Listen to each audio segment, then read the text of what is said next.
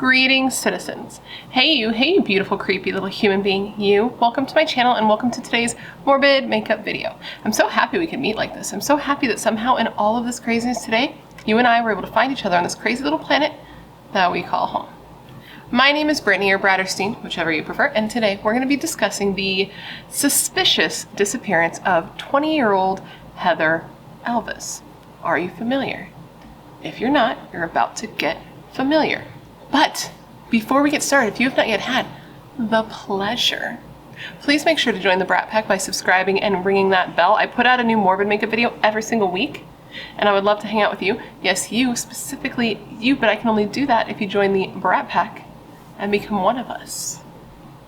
One of us. One of us. One of us. And you can also follow me on Instagram and Twitter if you want. They're both BRATTERSTEIN, but no pressure.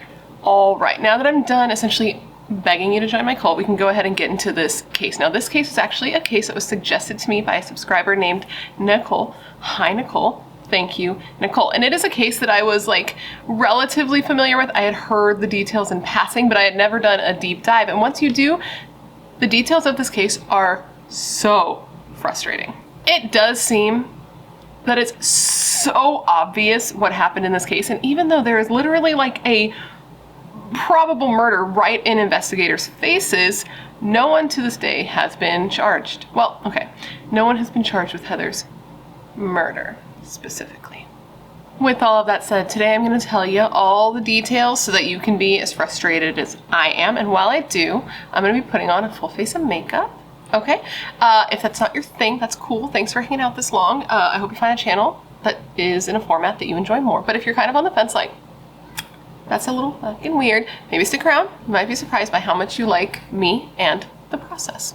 I think I've now said all the things I need to say, so come, gather around and let me tell you the story of the disappearance of Heather Elvis. On December 17th, 2013, 20-year-old Heather Elvis, who is from Myrtle Beach, South Carolina, went on a first date with a new man. You see, this date was kind of her trying to dip her toe into the dating scene because just a couple of months earlier she had been dumped, and it was a pretty nasty breakup, and she had been having a lot of trouble with it. It was a lot of drama, as you know, those things can sometimes be. So she was just trying to do what she could do to get herself back out there, get her heart in a good place. So she linked up with a guy that I believe she had gone to high school with, and they went on a little date. It was a good time, and she had just gotten home. Heather was dropped off at a little after 1 a.m. and shortly thereafter she called her roommate, a girl named Brianna, and she called her just crying hysterically. Heather was very upset. So her and her roommate talked for about 10 minutes. Her roommate Brianna told her, you know, keep your head up, sleep it off, don't do anything rash. We'll talk tomorrow and, you know, make some good decisions regarding what you're so upset about. And the two hung up. And this would be the last time that Brianna would ever talk to her roommate and friend, Heather Elvis. Now, who was Heather Elvis? Heather Elvis was born to parents Terry Elvis and Debbie Elvis on June 30th, 1993, making her a Cancer. By all accounts, Heather was just known as being a good person, a helpful person, a friendly person. She was active in her church in her younger years, even volunteering at a church daycare during services, and while on a missionary trip to Costa Rica, she worked with children there as well. Heather was the type of person who just made you smile. She was that person that just lit up a room whenever she walked in. She was a happy person who had always been strong and decisive in her decision making. She came from a tight-knit family, very close and in constant communication. She was an outgoing, free-spirited girl with dreams and ambitions and the drive to actually go after what it was that she wanted. Whatever it was that she wanted. Heather, as she was growing up, was aspiring to be a makeup artist and also a model. She loved being in front of the camera and behind the camera, creating the looks. Heather graduated from St. James High School in South Carolina in 2011, and shortly thereafter, like many beautiful women, she wanted to follow her passion in beauty and makeup and started studying cosmetology, which is honestly not an easy thing to do. This is the job and a career that takes a lot of passion and energy and determination, but Heather did possess all of those qualities. to help make ends meet and to have a little extra money during her classes, Heather actually got a job at a local pub. I don't think it's only local to that area, but it was a pub that was in her area called the Tilted Kilt. And this was like a place where you could go get drinks, get bar food, and the girls, the waitresses and the hostesses were dressed in like hot little outfits with like little plaid skirts and little plaid bra. It was like a Scottish Hooters. And it was while working at the Tilted Kilt that in June of 2013, Heather would meet a man who she would become completely enamored with. This was a man named Sidney Moore. Now, Sidney Moore was a maintenance worker who would come into her business, and he was like an independent contractor who would come in to service kitchen equipment, anything that was broken in the restaurant. He would come in and he would fix. And one day when he came in, Heather saw him and she looked at him and she looked at her friends and she was like, dibs, that one is mine. Now, the thing is that Heather was 20. And Sidney was 37, but the age difference did not seem to bother her because she immediately was like, that is mine, don't touch that, and immediately developed a pretty big crush on him. She made a lot of jokes to her friends and also online about liking older men and about how, you know, the guy who fixed things at her work made her cream her jeans and how she wanted to rape him. And these statements to my 32-year-old ears are like, not so much, but I know without question that 20-year-old Brittany said the same kind of dumb shit. Heather was just a super blunt person, maybe even a little bit abrasive to some people, but she was just that person who had no problem saying exactly what she felt, exactly when she felt it to your face, and was unapologetically honest. And clearly Sidney didn't mind that Heather was a bit younger and maybe said some immature things here and there, because he definitely encouraged and nurtured this behavior. In early July of 2013, Heather tweeted of her infatuation with said Sidney Moore, saying, and I quote, "One of these days, I will drag that man into a mop closet and have my way with him. Lord have mercy." So apparently Sidney just had, you know, his dick danced, okay? I've seen photos. I don't personally get it, but you know, the heart wants what the heart wants. Now, there was only one problem with Heather and Sidney's budding and beautiful workplace romance. And that is that Sidney was not a single man. Sidney had a wife named Tammy back at home, whom he'd been married to for nearly 2 decades, and the two had 3 children together, ranging in ages of 10 to 15. And the couple and their family were known as being like a really close, tight-knit family. Both Sidney and Tammy worked the night shift, so they would have the same schedule where they'd sleep a lot during the day and spend time together during the night. They were always together. They were also the type of parents, that sounds judgy, I don't mean that to sound judgy. They also homeschooled their children, so they were just always together, very involved in each other's lives, and seen as like a really good, happy, stable family. Even with this information, you know, this little fact that Sidney had a wife and a family looming over the two, they still chose to engage in a romantic affair. And they were pretty obsessed with each other during this time. Sidney started coming into the Tilted Kilt even when he wasn't working there, just so he could bring her coffee, bring Heather coffee, bring Heather breakfast, just to spend time with her. And when they weren't together physically, they were always texting and talking on the phone. They were just in constant communication. And from the outside, to most people, this relationship looked to just be a fling, pretty physical, pretty sexual. But according to Heather, when she would talk to her friends about it, she said that her and Sidney were in love. So to her, it was more serious than that. This relationship did not last long, however, because only a couple months after it began, in October of 2013, Sidney's wife Tammy found out about the relationship, and she shut that shit down real quick. Tammy was super pissed, and she started constantly calling and texting Heather, saying some not so nice words. She also made Sidney call Heather, I believe in front of her, if I remember correctly, and break the relationship off. And he said some pretty horrible things to her, telling her that she was nothing, she was just like a slut and whore, and just a fling, just a girl who spread her legs for him, which I'm sure was just devastating to hear, because she was thinking that these two were in love. And in addition to this being devastating for For Heather, I'm sure it was also devastating for Tammy, because like, this is your husband, right? And not only, okay, drama. Not only had Tammy and Sidney been together for years and years and years, and they were so close and she trusted him, this also wasn't Sidney's first affair. Apparently, he had been unfaithful to Tammy at least on one other occasion, and I can't imagine how frustrating that would be to be with a man all these years, have him be an unfaithful piece of shit. Then you forgive him, take him back, learn to trust him again, just to find out that he cheated on you again, and with a woman half your age. A woman barely older than your eldest child. That's a lot. Now, Tammy, okay. Even though Sidney ended the relationship with Heather, this did not seem to satisfy Tammy. Tammy really went out there doing the most. And now here's the thing. Here's my take on this. Infidelity happens. I'm not saying it should. I'm not saying it's right. I'm saying that it happens, right? And I'm of the opinion that if you're going to choose to stay with a person who was unfaithful to you, you have to do so with forgiveness, with trust building, with communication. You know what I mean? You have to let that go and build from it in order to stay together and have any sort of good relationship, right? That's not exactly how these two approached the affair. Tammy did the most. Okay, she did not trust Sidney at all, and she really just went all out. She would not let Sidney out of her sight. She put a password on his cell phone that he did not have. So if he needed to use his phone for any reason, he would have to have her put in the password on his phone, which you would think would be very inconvenient for him while he's out doing his job. You know, he owns his company, he's out going to the restaurants, fixing the things. But the thing is this wasn't that inconvenient because Tammy went everywhere with him, even for work.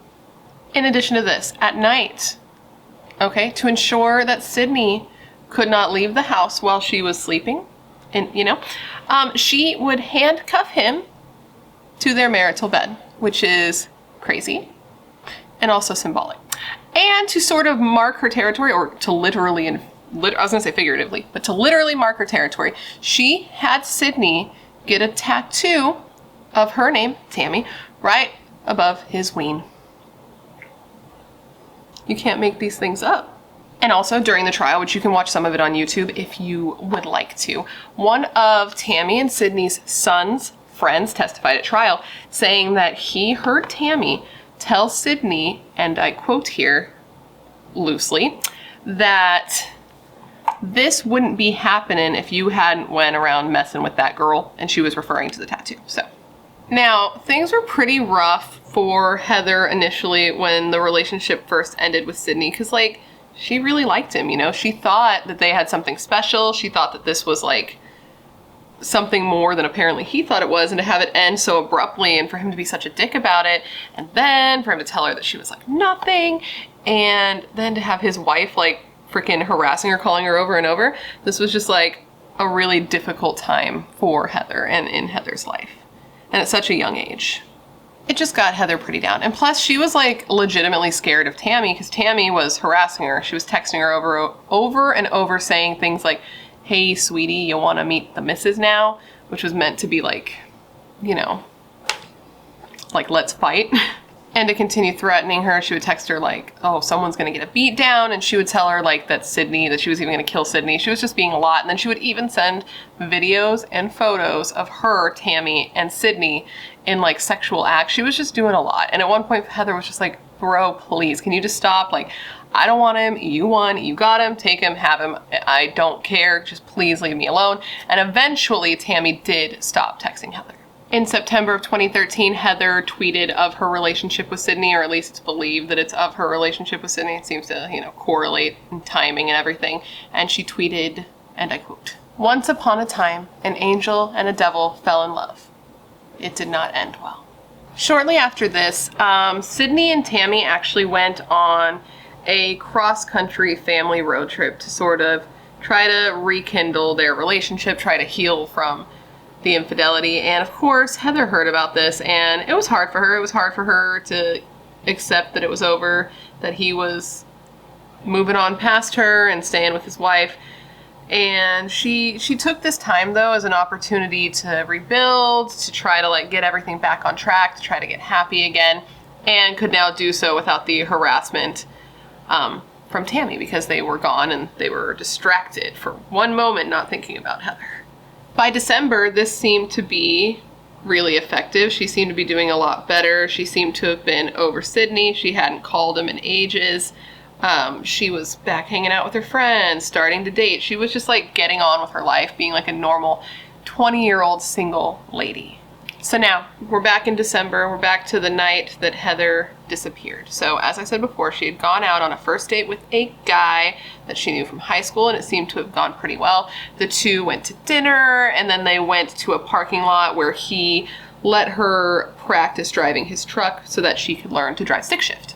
This was really exciting for Heather because driving stick was actually something that she had always wanted to learn since she was a little girl. She wanted to master this skill, so she was so stoked that she actually had this guy take a photo of her driving his truck, and then she sent this both to her best friend, the one that she lived with, and to her father, and just saying like, oh look, I'm so great now at driving stick. And her dad said in an interview that this was both like something that made him proud because he had always tried to teach her to drive stick, but it was also like a playful jab because anytime he did take her out to try, she wasn't especially receptive, but now she was like on a date with some guy and was learning. So he was like, it was just notable to him. After the date, Heather was dropped off at her apartment alone because her roommate, the one that she had sent the photo to, I'm 99% sure it was the same person, was out of town because it was December, it was the holidays. And this is when, at about 1:35 a.m., Heather received a call from Sidney, which she took. Now, we don't know exactly what was said on this call, but the call lasted about 10 minutes. It was after this that Heather called her roommate and called her really upset, telling her that she had received the call from Sidney and she didn't know what to do. Sidney had told her that he loved her, that he missed her, that he wanted her back, that he was leaving his wife, and Heather, who had been working so hard at getting over Sidney, was distraught, not knowing what to do with this situation. Her friend and roommate did not like this because she didn't like Sidney. She didn't like the drama he brought to Heather's life, and he was just like not a good guy, right? So she reminded Heather like, yo, look at how much better your life has been since he's been out of it. Look at how much drama he brought to your life. Like, don't be stupid. Let's think this through. Heather then promised that she wasn't going to do anything crazy. She was going to sleep on it, gather her thoughts before she contacted Sidney, and she wasn't going to like see him. Satisfied, you know, her and her friend got off the phone, and this was the last time that Brianna would ever speak to her. This is the last time that anyone who really cared about Heather would ever speak to her again. On December 19th, Heather's car was found abandoned at this place called Peachtree Landing. Now, apparently, an officer had actually seen Heather's car at this location the night before, the night that she actually went missing, at about 4 a.m., but he didn't think much of it. He thought it was kind of weird that it was sitting there, but figured whoever it was going to come back for it, and it only became a cause for concern when the following day it was still there. So police run whatever they run. I'm not a policeman. And they find that the car is registered to Terry Elvis, which is Heather's dad. So they go on over, they knock on the door, they're like, hey, are you, missing a car? And they're like, look in their driveway, they're like, no, what? And so the officer describes the car to, Terry and Terry's wife, and he's like, oh shit, like that's Heather's car. So police actually take Heather's dad to the area where the car was abandoned. They get there, he uses his spare key to unlock the car, and they have him look around, and he looks in it and he sees that nothing looks out of the ordinary. He does still think it's very odd that the car would be left in this area in the first place, but he's like, nothing looks missing, nothing looks off, this looks like how Heather keeps her car. So police, not expecting at the time that a crime was committed, actually let Terry get in the car and drive the car home. Police did follow him so that they could discuss further, so it's not like he was like given the car where he could do anything to it, but he was like in it, and if it was a crime scene, that's like contamination, you know what I mean? I'm not sure why police didn't keep the car as evidence and didn't think immediately that it was a crime scene. I mean, at this point, it doesn't matter. We can't really check the car and see if it had any evidence if it's all contaminated anyway, but like, just the fact that the car was at Peachtree Landing, I looked into it, and this is just a place where you go to put boats in the water. That's like its literal only purpose. So there's no real reason for Heather to have been there. And it's not like her car broke down or anything. They checked it. The car was in good and working order. It's just like she went there and vanished. Anyways, police, as I said, followed Heather's dad home. And when they got there, he was able to give them access to Heather's phone records because he actually still paid Heather's phone bill. So police could start mapping out her final, like her last steps when anybody saw her. You know what I mean? You know what I mean? So police start searching the area of Peachtree Lane. They start searching directly around the car and then the surrounding areas, and they keep kind of moving their search further out, and they realize as the days turn into weeks and the weeks turn into months that this is obviously a much more serious situation because Heather is nowhere to be found. She just dropped off the map. Police investigated the 21-year-old man who Heather had gone on a date with that night because, you know, last person to see her alive, as far as they know, romantic interest, you know the gist. And they questioned him, and his story seemed to line up pretty well. Like, there was no inconsistencies. He says that they went to dinner before they went to the Kmart parking lot where he showed her how to drive the stick shift. He says that they went back to his house that he shared with his mother, and they watched a movie, and his mom corroborated this, and then he just dropped her off back at home. Police didn't really consider him to be a serious suspect, so they decided, okay, let's go to her work. Let's talk to the people she worked with. Let's see if she missed any shifts, if anything was going on, see if anyone there is willing to talk to us. And when they did that, that's where they first learned the name Sidney Moore and learned that with the history, he would definitely be somebody worth investigating. So police questioned Sidney, right? And they ask him, like, where were you the night that Heather Elvis disappeared? And he tells police that he was with his wife the whole night. They were running errands, and then they went home and they spent time together. He had an alibi for the whole night. He was with his wife. They were being in love, right? So they ask him if he called Heather that night, because you remember Heather called her roommate and said that, Sidney had called her, right? And he says no. And the reason that police could not determine for sure whether or not it had been Sidney who called, even though they had, Heather's phone records, is because Heather had received a call that night, but it was from a payphone, not from Sidney's own phone. So police ask him, like, did you call her from a payphone? And he's like, oh, what? A payphone? People still use those things? Weird. And completely denied it. So now, let's go back just a little bit to the night that Heather disappeared, because police have Heather's phone records, and then they end up getting Sidney's phone records, and they're able to piece together basically a timeline of what they believe happened to Heather. So you remember how I told you that Heather called her roommate the night she disappeared, really upset, saying she talked to Sidney, and this was a little bit after 1 a.m., right? Well, after this call, Heather tried to call Sidney back over and over, not to his cell phone yet, but to that payphone that she had received the call from, but got no answer because he probably left because it's a payphone. But that's just me speculating, I guess. I don't know. No, I don't think I am. I think that's what happened. Anyway, I guess that's the definition of speculation, but whatever. So she tried to call him several times and was not able to get a hold of him, so then she started calling his cell phone. A couple of times these went unanswered as well, but eventually they did connect at about 3 a.m. They talked for a couple of minutes. We don't know what was said, but right after she got off the phone with him, she left her house, got in her car, and headed towards Peachtree Landing.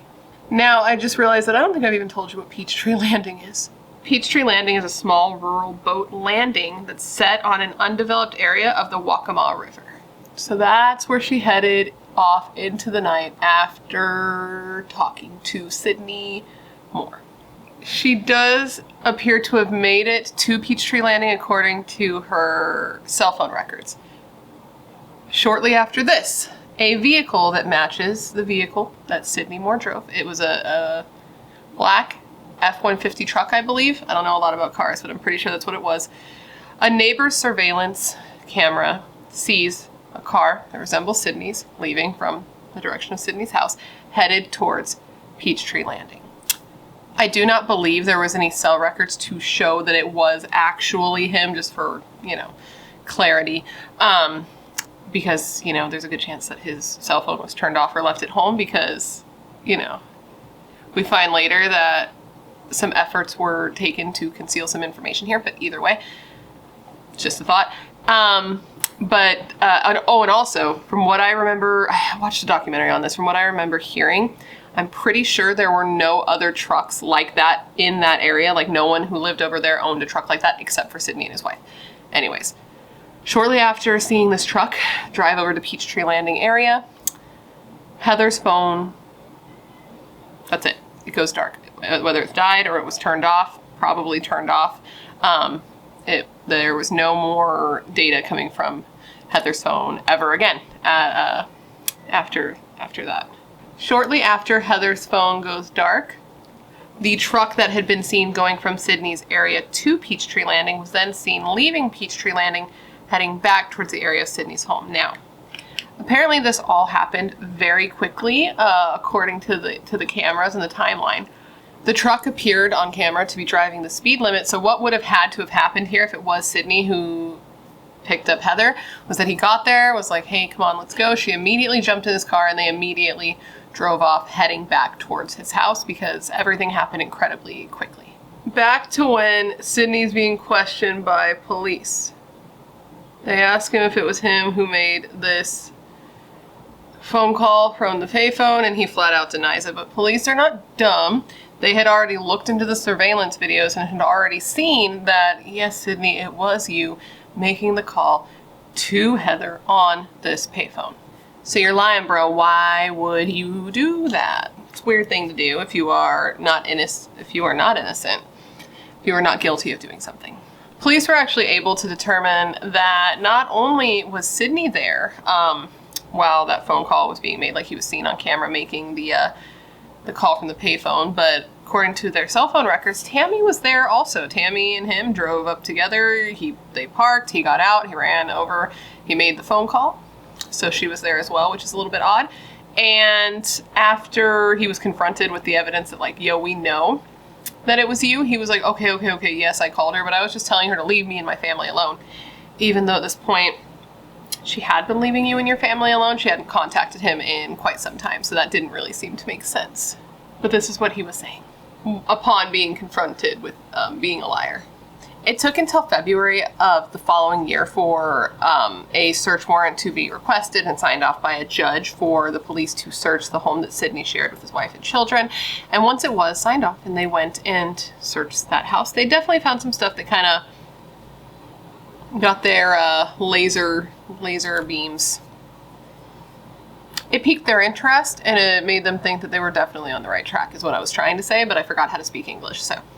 Police, in addition to searching the home that the two shared, were able to search the truck. And when they searched the truck, they found that the truck had a GPS system that was installed in it. And they were like, yes, perfect, wonderful, whatever is on here is going to give us the smoking gun we need. But it actually turned out that what was not present on the GPS would end up being helpful for them. Because you see, this GPS was hooked up in such a way that you could remove it. Okay, and if you removed it, obviously it wasn't going to be tracking. So they looked into this, they investigated it, and in looking into it, they found that since the couple got their vehicle, every single day had been accounted for on that GPS. Every time of day, it was always plugged in. It had only been unplugged one time.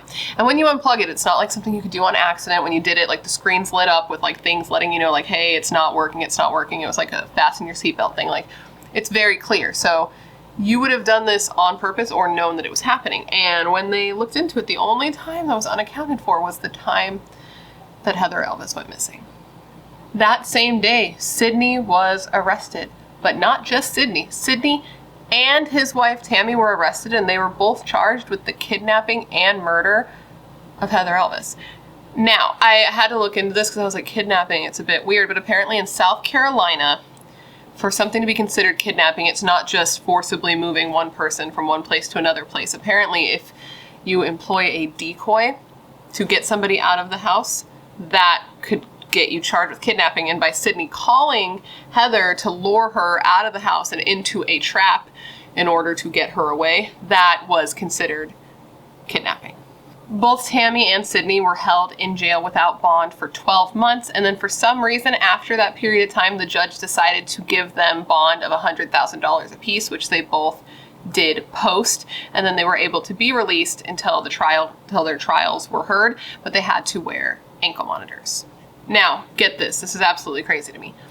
Once they were released out on bond, they asked the judge for permission to move out of state because apparently Sidney wasn't able to get any work because he was, a suspected murderer. So the judge actually signed off on this, and the two were able to move to Florida. They were able to leave the state and move to Florida and just live their lives in Florida. And I just thought that was kind of crazy that they let them leave the state when they were, being investigated and being put on trial for kidnapping and murder. But okay. Now, this case took a while to get to trial, which is common but discouraging, but it did. And by the time it actually got to trial, the murder charges against Sidney and Tammy were dropped because the prosecution felt that they didn't have enough to actually secure a murder conviction. They had no body, they had no evidence, they had no blood, they had no weapon, they had nothing to even prove a murder had been committed, though circumstantial evidence was strong, but they did think they had enough to get them on kidnapping. So the murder charges were dropped and they were just being brought up on kidnapping charges.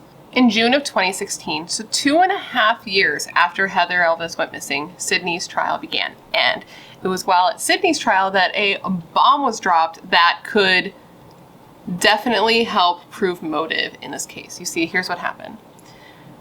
Several witnesses came forward at Sidney's trial that testified that Heather was most likely pregnant at the time that she disappeared. And when people testified against this, they also testified that the only person that they knew Heather was in a relationship was Sidney's, which meant if she was pregnant, it was most likely Sidney's child. Of these witnesses, one was a friend and coworker from the Tilted Kilt who testified that Heather had gained a pretty good amount of weight in the months following her relationship with Sidney, and that she knew for a fact Heather had taken a pregnancy test during that time. Another person was her boss at the Tilted Kilt, and they said that Heather went up several sizes in both her bra and her skirt preceding the months that she had been in a relationship with Sidney, due to her gaining weight. And that she, I think the boss was a woman, yeah, the boss was a woman, that she had received a call from Sidney's wife, Tammy, telling her to fire Heather. Tammy was telling Heather's boss to fire Heather because Heather was a whore and a bitch and was going around telling people that she was pregnant with Sidney's baby and ruining their lives and their relationship, and that if they would not fire Heather, that Sidney was no longer going to do work for them, which is a very professional thing that she did, might I say. And last and most damning when combined with the previous testimony that I've just given you, it was found that Sidney, the night that Heather disappeared, the night, like right before he called Heather on that payphone, Sidney drove to a Walmart where he parked in a handicap spot because he's a dick. He went into the Walmart and guess what he purchased? A pregnancy test. And then he went outside, got in his car, and him and his wife drove to a payphone where they called Heather. He explained this away saying that him and his wife were trying to get pregnant. Timing seems a bit fucking weird. No? No? No? Yeah. The prosecution did only have circumstantial evidence, but the circumstantial evidence they had really told a story from Sidney and his wife getting in the car, driving to Walmart, buying a pregnancy test, then driving straight to a payphone, calling Heather. Right after calling Heather, they're seen leaving their home. They went home. They're seen leaving their home, headed toward, their vehicle is seen leaving their home, headed towards Peachtree Landing. Right after Heather's phone goes dead completely, their vehicle is seen headed from Peachtree Landing right back to their home. Though it's circumstantial evidence is incredibly useful in telling a story, and a lot of criminal cases are solved with circumstantial evidence.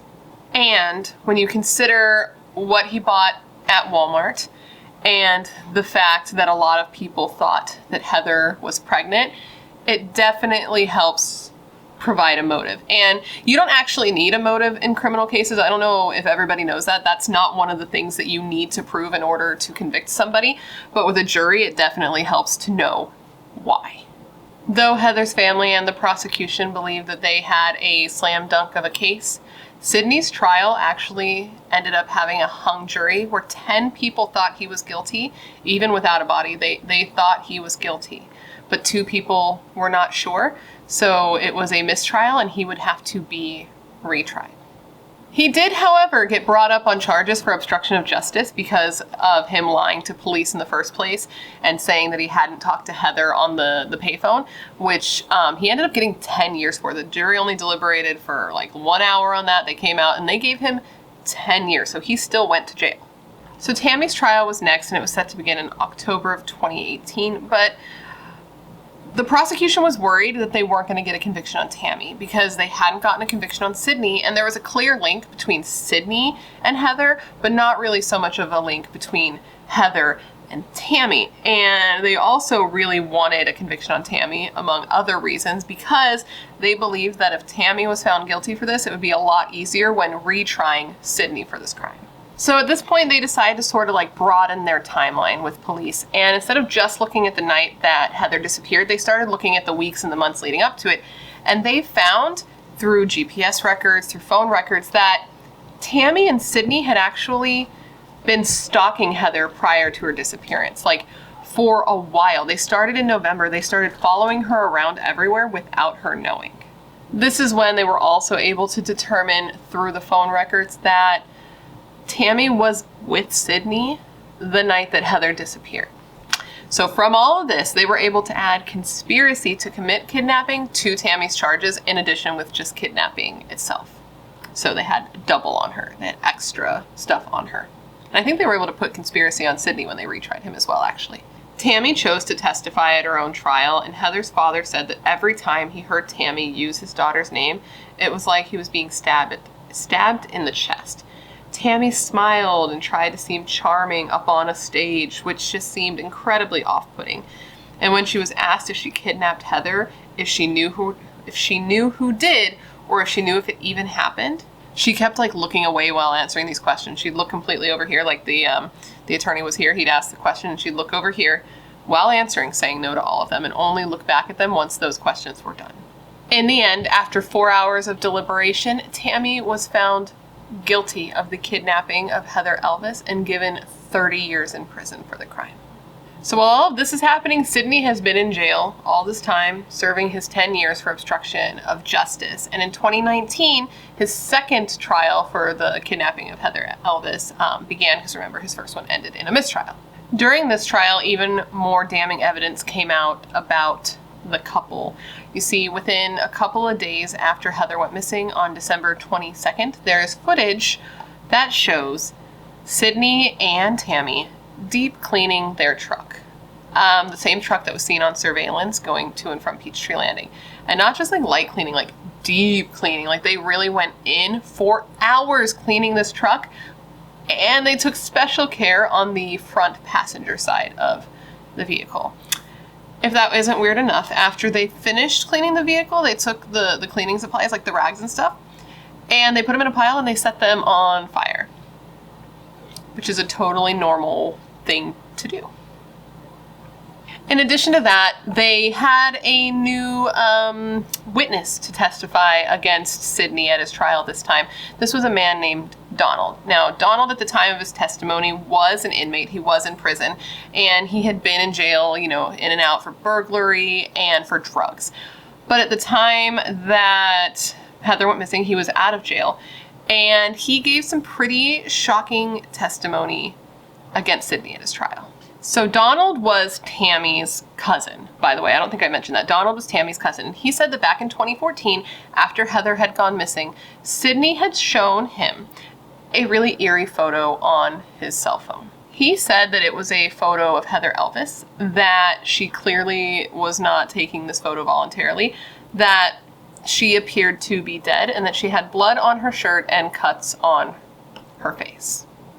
With this information, the jury deliberated for only 2 hours this time and came back and gave him the same verdict that was bestowed upon his wife. He was found guilty of the kidnapping of Heather Elvis, and he too was given 30 years in prison.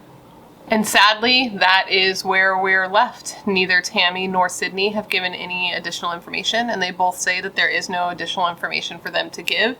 Sidney says that he wishes he could give Heather's family closure because he has kids and he knows what it's like, but that he has no information to give them. But to me, that kind of sounds like bullshit. The main theory here is pretty obvious, right? That Sidney and Tammy lured Heather into a trap. They abducted her and they ended up killing her. I mean, they were found guilty of kidnapping her, right? And then she just was never seen alive again. So what else happened to her?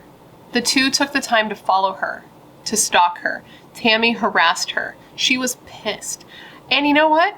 Sidney was probably pissed too because there was now so much drama in his life and he probably didn't take any personal responsibility for it and saw Heather as the issue that just needed to be resolved.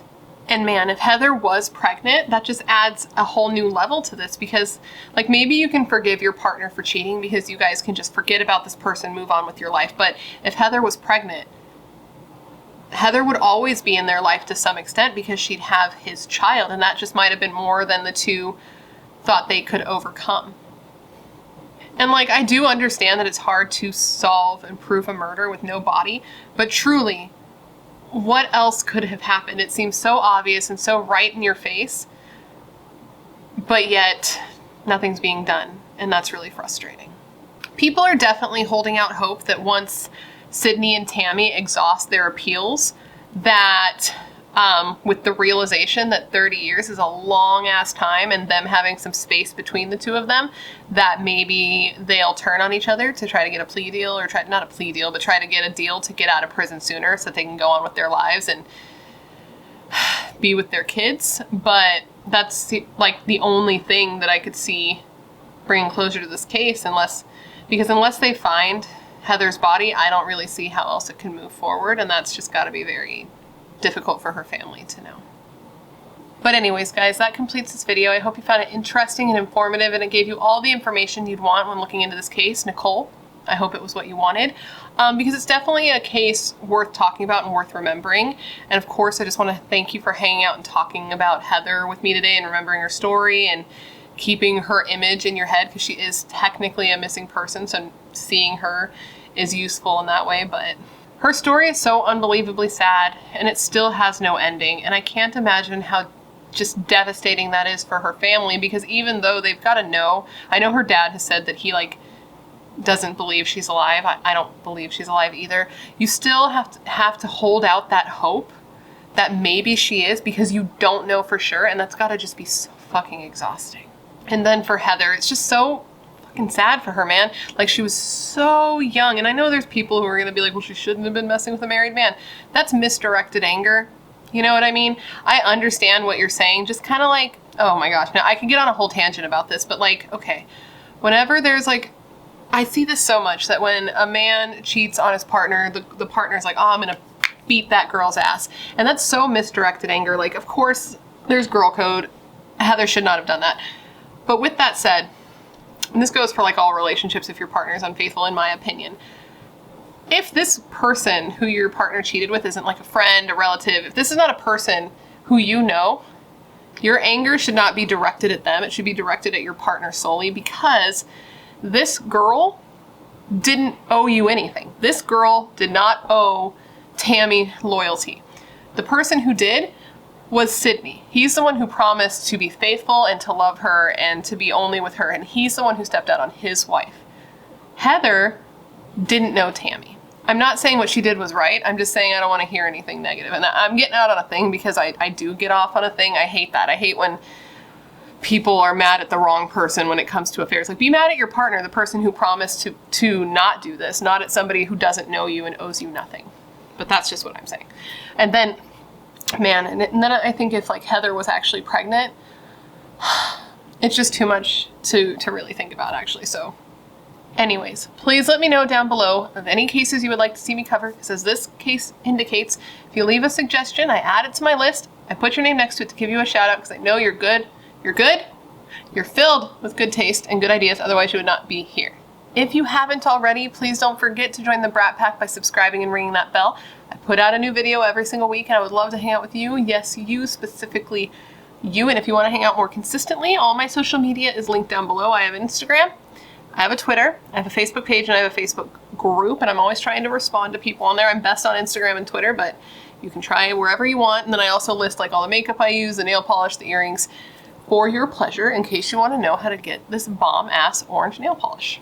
And now, with all of that said, I just want to thank you for being here when you could literally be anywhere else in the world. That is tight. You are tight. Please stay safe and be a better person than you were yesterday. And I hope to see you in my next video. Bye.